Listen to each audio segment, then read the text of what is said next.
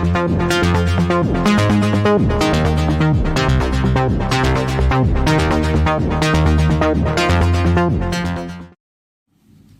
बच्चों, कैसे हैं आप सब। उम्मीद है आप सब एकदम मस्त होंगे और आप लोगों की पढ़ाई लिखाई एकदम अच्छी तरीके से चल रही होगी। तो आज फिर से आप सबका बहुत बहुत स्वागत है मेरे इस रूपेश ट्यूटोरियल चैनल पे।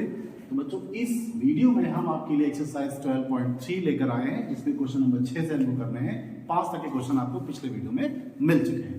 तो बच्चों, बहुत ही सुंदर से सवाल है, ये बहुत अच्छे से एग्जाम में भी आते हैं। तो इन क्वेश्चंस को कैसे करते हैं उनका बहुत सरल तरीका मैं आपको पिछले वीडियो में अच्छी तरह समझा चुका हूं। तो उसको बस अप्लाई करना है और क्वेश्चन हमारे होते जाएंगे। थोड़ा सा कैलकुलेशन रहता है, इसके अलावा कुछ भी नहीं।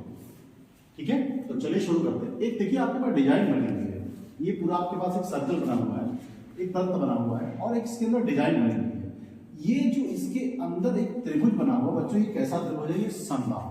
ठीक है, तो ये समबाहु त्रिभुज, इसकी त्रिज्या, इस वृत्त की त्रिज्या कितनी है बच्चों? 32 सेंटीमीटर। ध्यान से समझिए, जो ये त्रिज्या यहाँ पे दी हुई है, ध्यान से देखिएगा। अगर हम यहाँ पर एक सेंटर ऐसे बनाते हैं इसका, तो बच्चों अगर ये जो भुजा होगी ये वाली, ये है आपकी 32 सेंटीमीटर। ओके, फिर अगर हम इसको ऐसे भी ज्वाइन कर दें और इसको यहां से ऐसे ज्वाइन कर दें, अच्छा समझ गया फिगर ना? तो अब हमको इससे फायदा क्या होने वाला, बहुत ध्यान से देखिए। इसको अगर हम ना भी करें ज्वाइन तब भी हमारा काम हो जाए। तो अब बच्चों यहां पे करना क्या है, बहुत ध्यान से देखिए कि जो समबाहु त्रिभुज बना है बच्चों,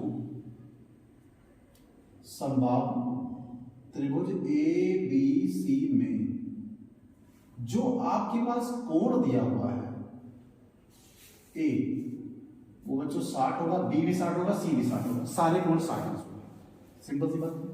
फिर क्या करना होगा, इस कोण का फायदा हमें कहां से मिलेगा, क्या करना होगा आपको? तो इस कोण की सहायता से हम क्या कर सकते हैं, इस पूरे वृत्त की त्रिज्या निकाल सकते हैं। जो त्रिज्या हमको दी हुई है, हम इस समबाहु त्रिभुज की भुजा ज्ञात कर सकते हैं। कैसे ज्ञात करेंगे जरा देखिए बच्चों। हम लोगों ने कक्षा 9 में भी पढ़ा है, कक्षा 10 में भी वृत्त वाला जो चैप्टर है, अब तो इस बार हट गया है। तो उसमें एक थ्योरम हम लोगों ने पढ़ी थी 9th में कि यहां पर जो कोण बनता है परिधि पर, उसका जस्ट डबल होता है केंद्र पर। ओके, तो यहां से कोण BOC कितना हो जाएगा? 2 कोण A, अर्थात 2 × 60 बराबर 120। ओके, ये कोण आपका 120 होता है। इतनी बात समझ आ रही है?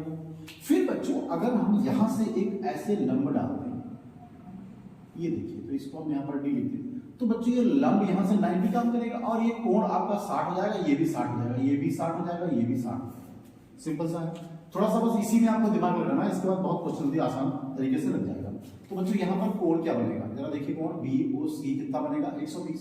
और अगर आपको कोण BOD निकालना हो, BOD, तो बच्चों ये कितना हो जाएगा? 120 का आधा हो जाएगा, ये हो जाएगा 60 और ये आपका 90। क्योंकि ऐसा हमने क्यों किया? क्योंकि हमने OD लंब डाला है BC पर। ये बात आपको सामने आ जाएगी। इससे हमको फायदा क्या होगा, जब देखिए आपके पास ये भुजा 32 सेंटीमीटर दी हुई है। ओके, और आपको ये भुजा निकालनी है BD।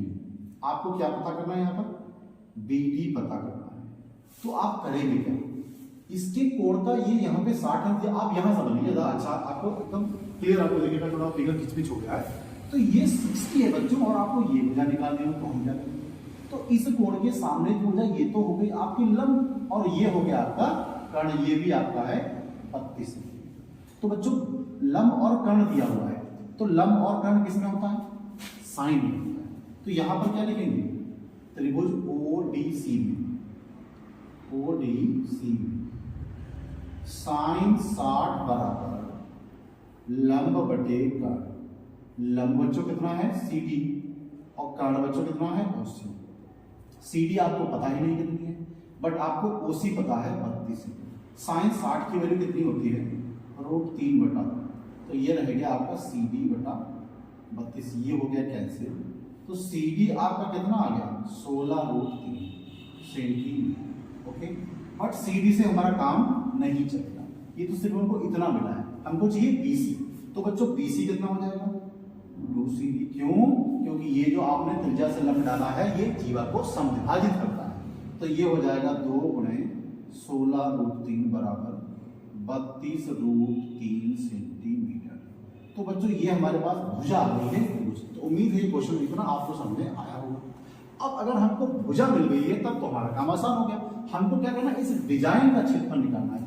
तो पूरे वृत्त में से इस समबाहु त्रिभुज का क्षेत्रफल हम घटा देंगे, हमारा काम आसानी से हो जाएगा। तो मैं बच्चों इस क्वेश्चन को यही पर करने वाला हूँ, इतनी जगह में आसानी से हो जाना चाहिए।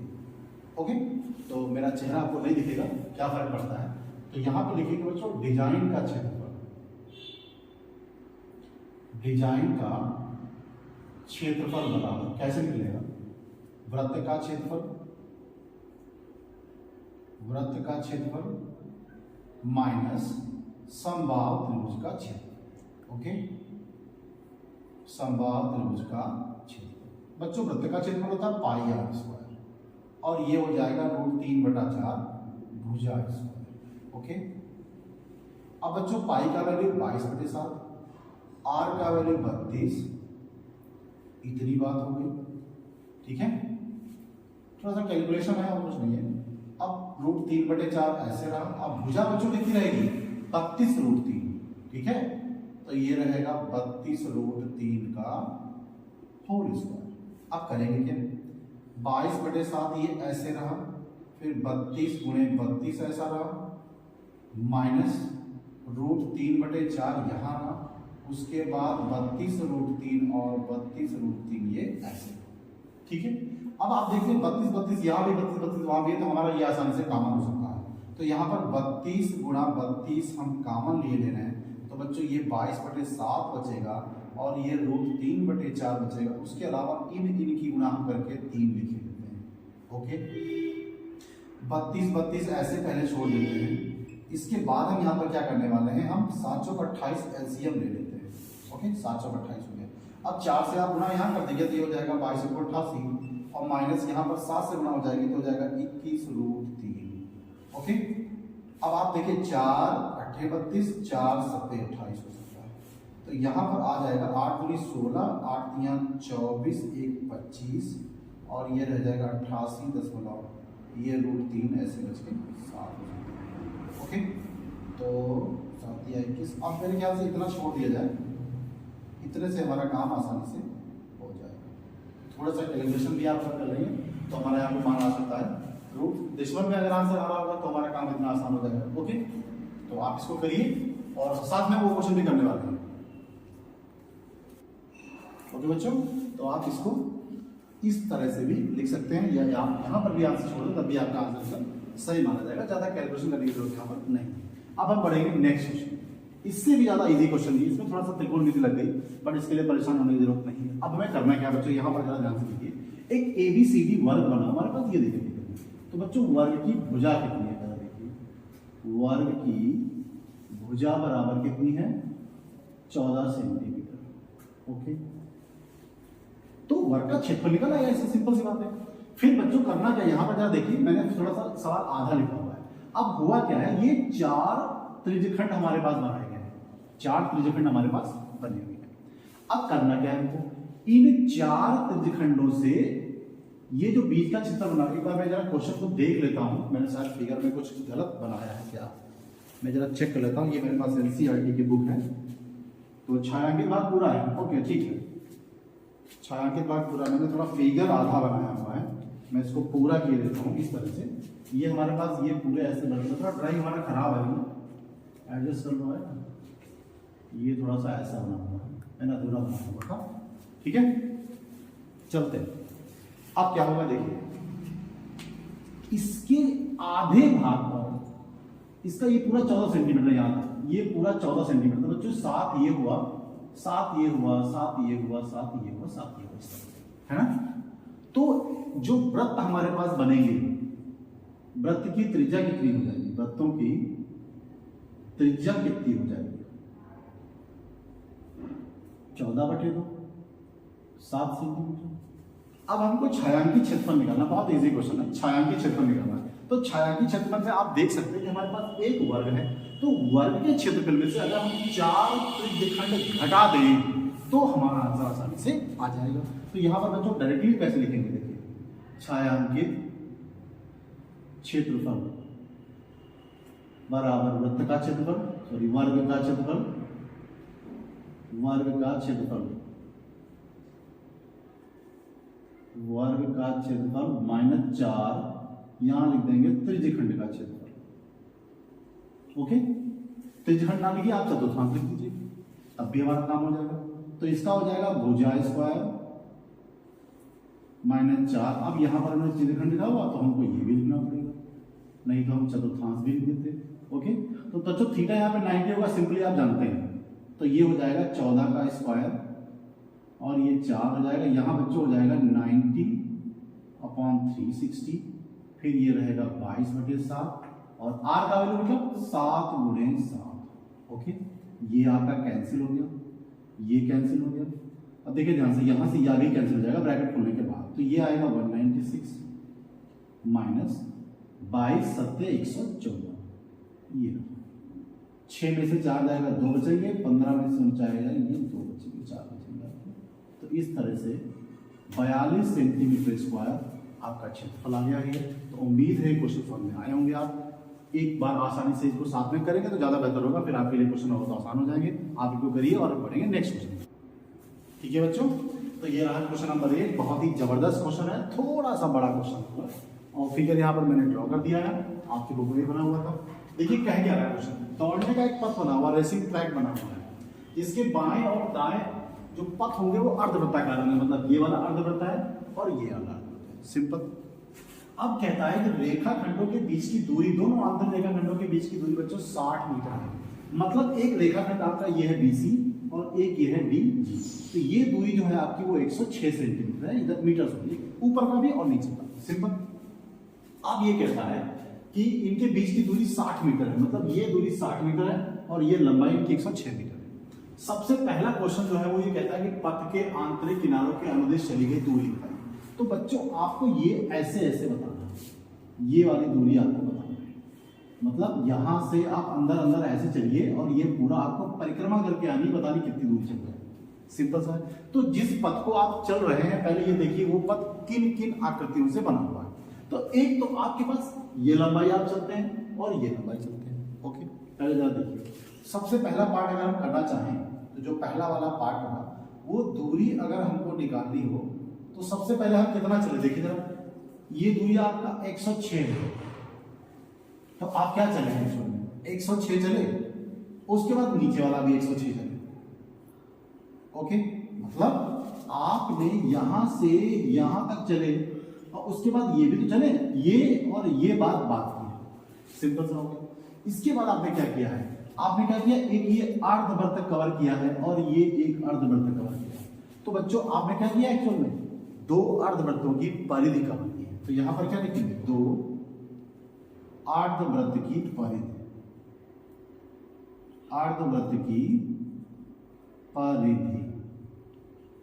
ओके, तो बच्चों ये तो हो गया आपका 212 प्लस 2 ये रहा। अर्धवृत्त की परिधि बच्चों क्या होती है, πr। ओके, 212 प्लस ये 2 रहा, इसके बाद ये 22/7 रहा और r का मतलब बच्चों कितना हो जाएगा, ये पूरा 60 है आपका, तो 30 रहेगा, सिंपल। ये रहेगा आपका 30, तो ये 212 हो गया प्लस ये हो गया आपका 60 × 22/7, तो ये 212 हो गया प्लस ये गुणा कर दीजिए आप, 6 दूनी 12, 6 दूनी 12 1 13/7, आप इसकी भी गुणा कर लीजिए। देखिए एलसीएम ले लेंगे ऐसे हम, तो 7 दूनी 14, 7 एकम 7 1 8, 7 दूनी 14 और प्लस 1320। यहां पर मैं ये देता हूं, इसको जरा जोड़ दीजिए इनको, ये 4 और 0 ये 4 हो जाएंगे आपके, ये नीचे 7 लिखा हुआ है, 8 और 2 10 हो जाएगा, 4 और 3 7 1 8 हो जाएगा और 1 1 2 1 3 हो जाएगा। ओके, तो कुछ गलत किया है क्या, देख लेते जरा एक बार से कर लेते हैं, थोड़ा सा दिमाग कहीं और था, देख लेते हैं। ये आपका रहा 4 2 और 8 10, 3 और 4 7 1 8 हो गया, 1 1 2, ये रही आपकी इतनी दूरी आपने अनुदिश चली है अर्ध अंदर वाले पथ, ठीक है। दूसरा वाला जो इसका पार्ट है वो थोड़ा सा बड़ा है और थोड़ा समझने वाला भी है। ठीक है, कैसे करेंगे? अब ये बोलते हैं पथ का क्षेत्रफल बताइए बच्चों। तो पथ है कहाँ आपका? ये बीच वाला जो एरिया है आपका, यहाँ से यहाँ पर, ये वाला पथ जो आपने बनाया, इसका क्षेत्रफल आपको क्या करना है? सिंपल। तो पहले आप ये देखिए कि ये पथ जो है वो किन किन आकृतियों से घिरा हुआ है। तो आप एक काम करिए, देखिए आपका एक ये क्षेत्रफल चाहिए यहां से यहां तक वाला, और एक क्षेत्रफल आपको यहां से यहां वाला चाहिए। दो क्षेत्रफल हो गए, आयत के क्षेत्रफल बनेंगे जो आयत बनेंगे। उसके बाद आप ये दो अर्धवृत्त के क्षेत्रफल आपस में क्या करेंगे? जोड़ देंगे। कैसे करेंगे? आंतरिक और बाह्य के बच्चों की त्रिज्या अलग अलग निकालनी पड़ेगी। तो हम यहां पर क्या करते हैं, यहां लिखते हैं किनारों पर बने अर्धवृत्त के लिए। अब जरा देखिए ध्यान से, अगर हम बाह्य त्रिज्या की बात करें, बाह्य त्रिज्या जिसको हम कैपिटल आर कहेंगे, तो बाह्य त्रिज्या का मतलब बच्चों यहां से यहां तक की दूरी कितनी है? 60। तो बच्चों ये 30 हो गया और ये 40 आपका जुड़ गया, तो 30 प्लस 10 बराबर कितना हो गया? 40। आंतरिक त्रिज्या कितनी हो गई? आंतरिक त्रिज्या जो स्मॉल आर हमने ली है बच्चों, वो तो हमारी हो गई 30। इतनी बात समझ में आ गया? तो यहां पर हम किनारों के क्षेत्रफल निकालने ले रहे हैं। किनारों के क्षेत्रफल बराबर अर्धवृत्त के क्षेत्रफल, अर्धवृत्त का क्षेत्रफल। अब बच्चों अर्धवृत्त का क्षेत्रफल क्या होता है? 1/2 पाई r स्क्वायर, और दो अर्धवृत्त है हमारे पास, तो ये हो जाएंगे दो अर्धवृत्त के क्षेत्रफल।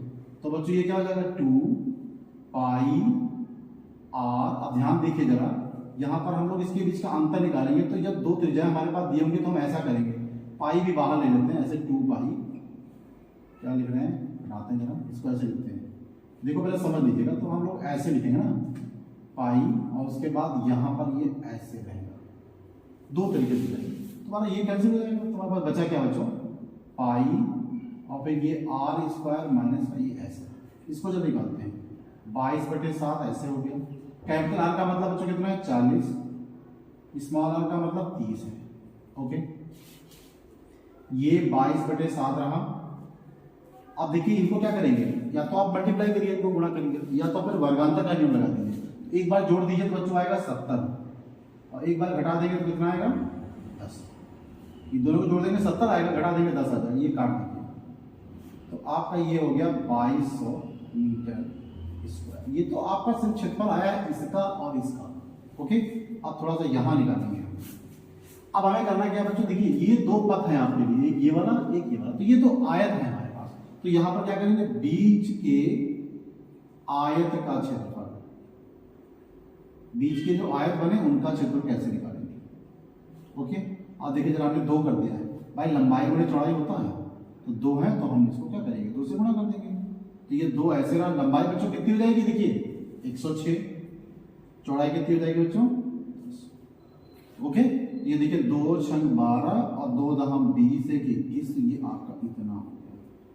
ओके, कुल क्षेत्रफल यहां पर कितना होगा? जरा देखिए, कुल क्षेत्रफल बराबर 2120 और ये रहा 2200। जोड़ दीजिए 4320 मीटर स्क्वायर क्षेत्रफल आपका।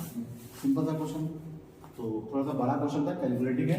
आप लोग इसको करिए, एक बार करेंगे समझ में आ जाएगा। ठीक है, हम लोग बढ़ते हैं नेक्स्ट क्वेश्चन। ओके बच्चों, तो इस वीडियो में हम लोग इन क्वेश्चंस को यहीं पे रोकते हैं। आगे के जो क्वेश्चन होंगे हम आपको अगले वीडियो में देंगे। थोड़ा सा इशू है, इस वजह से हम लोग जो है नेक्स्ट वीडियो में इन क्वेश्चन को, आगे के क्वेश्चन को करेंगे। और तब तक के लिए नेक्स्ट क्वेश्चन के लिए, नेक्स्ट वीडियो के लिए आप थोड़ा इंतजार करिए और मिलेंगे हम लोग। तब तक के लिए जय हिंद।